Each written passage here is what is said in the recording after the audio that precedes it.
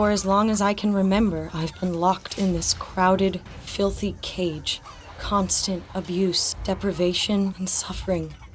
Painful metal floor I can barely stand on. Day after day, month after month. This is my entire life. I thought we'd be in here forever. But then, something great happened. People began to take a stand for us. They started voting to get us out of cages entirely. The promise of a cage-free life. To no longer be trapped in a cage.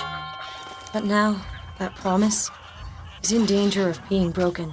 The egg industry is pushing federal legislation that would trade one cruel metal cage for another.